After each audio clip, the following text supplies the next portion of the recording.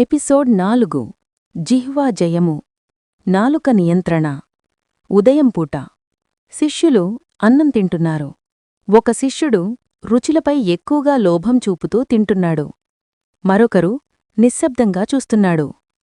శిష్యుడు లోభంతో, అయ్యో ఎంత రుచిగా ఉందో, ఇంకోసారి వడ్డించండి. అతను మితిమీరుగా తింటూ చివరికి కడుపునొప్పితో ఇబ్బందిపడతాడు. గురువు వద్దకు శిష్యుని ఫిర్యాదు.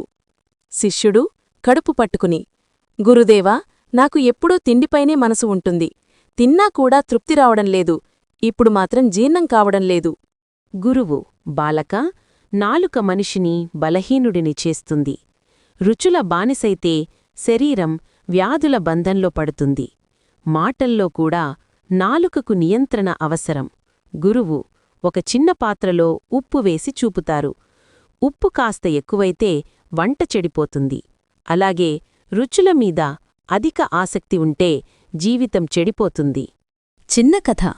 లోభి రాజు. ఒక రాజు ఎప్పుడూ విందులు చేస్తూ రుచికరమైన వంటకాల కోసం మాత్రమే బతికేవాడు.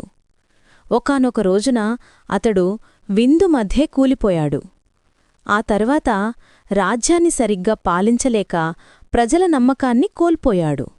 గురువు, జిహ్వాను జయించడానికి 3 మార్గాలు ఉన్నాయి. మితాహారం, అవసరమైనంత మాత్రమే తినాలి.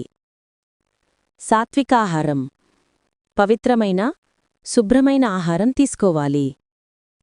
మధురవాక్యం, తినడమే కాదు మాట్లాడడంలో కూడా నాలుకను నియంత్రించాలి. మధురమైన మాట అనేది ఔషధం లాంటిది. శిష్యుడు తినే సమయంలో కాస్త మితంగా ఆగిపోతాడు. గురువుని చూసి చిరునవ్వు చిందిస్తాడు. గురువు మెల్లగా, జిహ్వ వశమైతే శరీరం ఆరోగ్యంగా ఉంటుంది. నాలుక నియంత్రణలో ఉంటే మాటలు మాణిక్యాల్లా వెలుగుతాయి. అప్పుడు నీ జీవితం సంపూర్ణంగా మారుతుంది. Friends, please subscribe, like, share and comment మన ఛానల్.